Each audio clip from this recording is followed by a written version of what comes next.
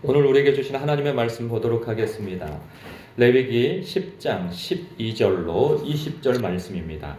생명의 샘가 3월 21일 화요일 말씀, 제사장이 지킬 규례, 제사장의 보수 함께 읽겠습니다. 모세가 아론과 레위기 10장 12절로 20절 말씀입니다. 네, 찾으셨나요? 네. 모세가 아론과 그 남은 아들 엘르아살에게와 이다말에게 이르되 여호와께 드린 화제물 중 소재에 남은 것은 지극히 거룩하니 너희는 그것을 취하여 누룩을 넣지 말고 제단 곁에서 먹되 이는 여호와의 화제물 중 내 소득과 내 아들들의 소득인즉 너희는 그것을 거룩한 곳에서 먹으라. 내가 명령을 받았느니라. 흔든 가슴과 들어올린 뒷다리는 너와 내 자녀가 너와 함께 정결한 곳에서 먹을지니 이는 이스라엘 자손의 화목제물 중에서 내 소득과 내 아들들의 소득으로 주신 것임이니라. 그 들어올린 뒷다리와 흔든 가슴을 화제물의 기름과 함께 가져다가 여호와 앞에 흔들어 요제를 삼을지니 이는 여호와의 명령대로 너와 내 자손의 영원한 소득이니라. 모세가 속죄제 드린 염소를 찾은즉 이미 불살랐는지라. 그가 아론의 남은 아들 엘르아살과 이다말에게 노하여 이르되 이 속죄 제물은 지극히 거룩한 것을 너희가 어찌하여 거룩한 곳에서 먹지 아니하였느냐. 이는 너희로 회중의 죄를 담당하여 그들을 위하여 여호와 앞에 속죄하게 하려고 너희에게 주신 것이니라. 그 피는 성소에 들여오지 아니하는 것이었으니 그 제물은 너희가 내가 명령한 대로 거룩한 곳에서 먹었어야 했을 것이니라. 아론이 모세에게 이르되 오늘 그들이 그 속죄제와 번제를 여호와께 드렸어도 이런 일이 내게 임하였거늘 오늘 내가 속죄 제물을 먹었더라면 여호와께서 어찌 좋게 여기셨으리요. 모세가 그 말을 듣고 좋게 여겼더라. 아멘. 불과 몇 시간 전에 아론의 아들 두 제사장이 그 잘못된 불로 분향하였다가 죽임을 당하는 아주 두렵고 끔찍하고 아주 충격적인 일을 경험한 이유죠. 이게 뭐 며칠 전에 있었던 일도 아니고 몇 주 전에 있었던 일도 아니고 바로 그날 있었던 일인 거죠. 그렇다고 하여서 그 슬픔에 잠겨서 제사장이 해야 할 일들을 하지 못하고 멈춰 있을 수도 없는 것이죠.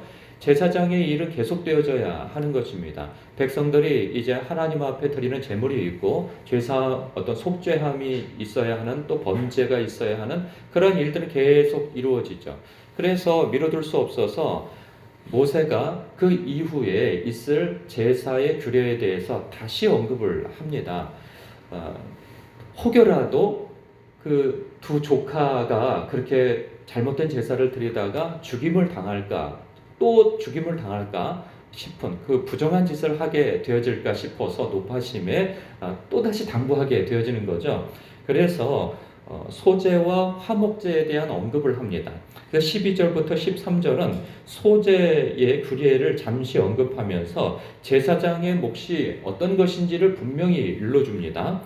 그리고 14절부터 15절은 이 화목제에 대한 이 간략한 규례와 그리고 거기에서 제사장의 몫이 무엇인지를 또 일러주죠. 그래서 이것을 거룩한 곳에서 구별된 곳에서 먹어야 된다. 그래야 제사의 완성이 일어난다. 라는 것을 다시 재확인해 줍니다. 그러면서 16절에 모세가 속죄제에 드린 염소를 찾게 되어져요. 왜냐하면 이것은 이 속죄제는 이 화목제처럼 백성이 드린 것은 그 가장 좋은 부위를 하나님 앞에 번제로 드리고 난 이후에 구별되어진 어떤 부분을 제사장에게 되어진단 말이죠. 그래서 그 성소에 그 뜰이 있어요. 뜰 북쪽 편에서 이게 뜰로 이게 들어오잖아요. 회막 처음에 이게 딱 들어오면은 그 앞에 번제단이 있어요. 그럼 번제단 오른쪽이 북쪽인데 그곳에 이제 짐승을 잡는 곳이 있습니다. 근데 그곳이 거룩한 곳으로 구별되어져서 그곳에서 속죄 제물의 일부를 제사장에게 돌려진 것이 거기에서 먹게 되어져 있어요. 그래야 속죄제의 완성이 일어난단 말이죠. 그런데 그 제물이 없는 거예요. 그것을 지금 북쪽편에서 먹고 있어야 되는 것인데 그 염소가 다 태워지고 없어져 버린 거죠. 번제로 그냥 싹 사라져 버린 거예요. 이것도 큰일 난 거죠. 왜냐하면 어제 본문에서는 그 나답과 아비후가 하지 말아야 할 것을 한 것 때문에 하나님 앞에 징계받아 죽게 되어진 거죠. 근데 하지 말아야 할 것을 하는 것도 문제이지만 해야 할 것을 안 하는 것도 문제가 되어지는 거죠. 그러니까 제사장이 당연히 이거는 제사장의 속죄 제물이 아니고 백성들이 드린 속죄 제물이에요. 그것은 반드시 마무리로서 제사장이 그것을 함께 먹고 마심으로 인하여서 제사의 완성을 이루어 하나님 앞에 완전히 올려드려야 되는 거죠. 남은 부분은 또 태워야 하는 것이고, 그런데 그런 절차를 싹 무시하고 태워버린 거예요. 또 진노하게 되어진 거죠. 이게 무슨 일이냐 말이죠. 그래서 이러한 이야기를 듣고 아론이 해명을 하게 되어집니다. 그것이 19절이에요.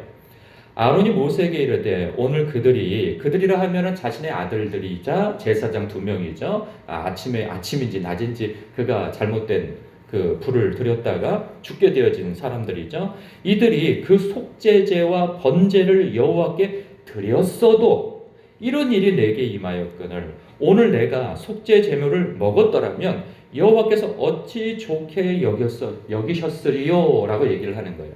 이건 뭐냐면 내 아들들이 하나님 앞에 속죄제와 번제를 드렸음에도 불구하고 그 잘못된 행실로 인하여서 죽임을 당했는 마당에 내가 지금 백성들이 드린 그 속죄 제물의 일부를 거기에서 먹을 자격이 있겠느냐 그 얘기를 하는 거죠. 그러니까 지금 이 상황에서 이럴 수도 있어요. 하나님은 아무리 그래도 그렇지 경고라도 주시고 뭐 하시지 이렇게 그냥 갑작스럽게 데려가실 수 있느냐. 그러니까 하나님을 원망하는 마음과 이 원통한 마음을 가질 수도 있지요. 제가 그 입장에서는 나는 어떤 입장을 취했을까.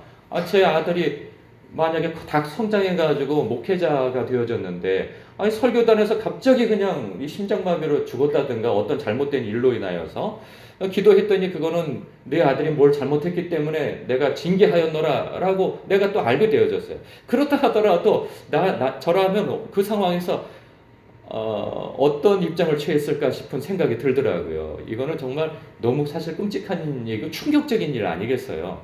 다 큰 아들이 이제 막 시작되어진 거예요. 이제 제사장. 첫 시작을 했는데 거기에서 탁 죽어버린 거죠. 그런데 이 아론은요. 거기서 자신의 슬픔과 충격을 드러내고 원망을 드러내는 것이 아니고 이것이 다 저의 탓입니다. 라고 돌리는 거죠. 제 자식들이 그렇게 하나님 앞에 경거망동하고 불경건하게 부주의하게 행동한 것은 대제사장인 아비이자 대제사장인 바로 저의 책임입니다. 그러니 내가 무슨 자격이 있다고 우리가 지금 무슨 자격이 있다고 백성들 앞에서 그들의 속죄를 위해서 이것을 하나님 앞에서 덥석덥석 먹고 제사를 드릴 수 있겠느냐. 나는 그럴 자격이 없는 자입니다. 그래서 하나님 앞에 회개하는 마음으로 그것을 먹지 않고 모두 다 번제물로 태워드렸나이다 라고 그렇게 해명을 하는 것이죠. 그랬더니 모세가 그 말을 듣고 좋게 여겼다라는 거예요. 그걸 보면 그러니까 어제 본문에서는 그 두 제사장이 외적으로 행한 것은 이 종교적 어떤 제의로서는 할 것을 다 한 거예요, 사실. 그렇죠? 이 표면적으로 보면은 마치 우리의 어떤 종교 활동에 있어서는 흠잡을 것이 없어요. 그냥 하라는 거 다 한 것이죠. 근데 중요한 것은 무엇이냐면 하나님을 경외하는 중심이 없는 곳에서 일어난 부주의가 있었던 것이죠. 그런데 오늘은요, 오늘 본문 말씀 속에서 아론과 그 두 아들 같은 경우에는 빠졌어요. 표면적으로 어떤 한 부분이 빠져버렸어요. 그래서 눈에 보기에도 잘못된 것이 탁 드러났어요. 그런데 그 중심에서 하나님을 경외하고 하나님 앞에 참으로 죄송한 마음을 가지고 마치 자기가 지은 죄처럼 끌어안고 하나님 앞에 회개하는 마음으로 나아갔다는 것이죠. 그러니까 하나님을 경외하고 하나님을 크게 사랑하는 마음으로 나아간 제사와 표면적으로는 아무 문제가 없는데 그 이면에는 하나님을 경외하는 마음이 없이 드린 그 제사의 차이가 얼마나 큰가를 볼 수 있어요. 사실 이것은 분명히 아론이 드린 제사는 표면적으로 볼 때에는 죽어마땅한, 그 당시에는 죽어마땅한 행위였어요. 왜냐하면 하라는 것을 안 했기 때문에. 그러나 그 중심 속에서 하나님과의 어떤 깊은 관계 속에서 나타나는 그런 예배였던 것이죠. 하나님께서는 그것을 받으신 거예요. 그래서 그를 죽어 마땅하지만 죽이지 아니하시고 대제사장으로서 계속 제사 활동을 할 수 있게 하신 것이죠. 그렇다고 해서 이건 있죠. 중심이 바르다고 해서 어떤 그걸 뭐라 그러죠? 형식을 무시해서는 안 되는 거죠. 그 이후에도 계속 해야 할 것을 안 한 것은 아니니까요.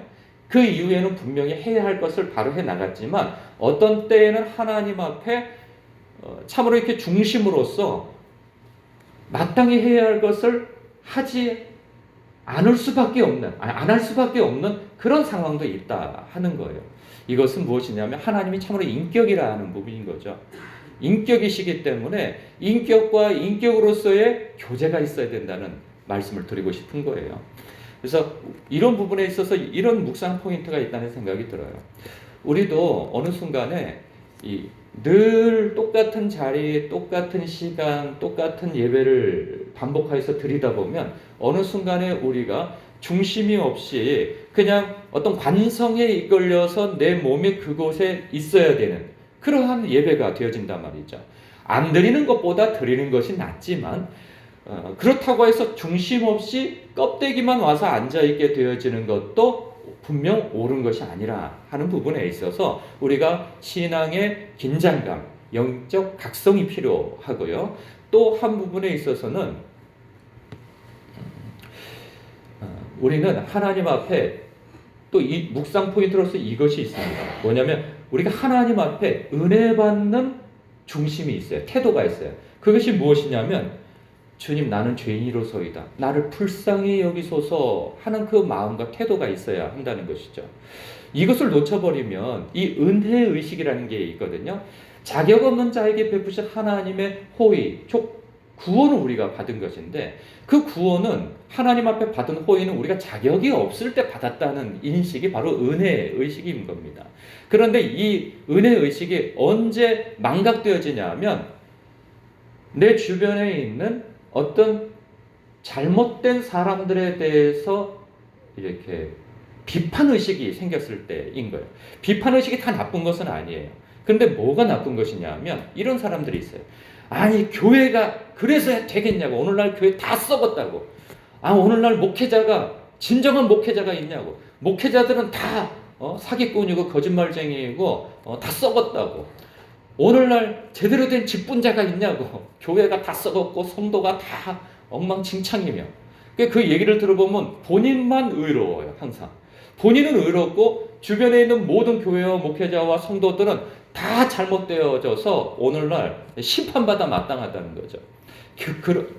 그런 것뿐만 아니라 자신의 가족도 마찬가지예요.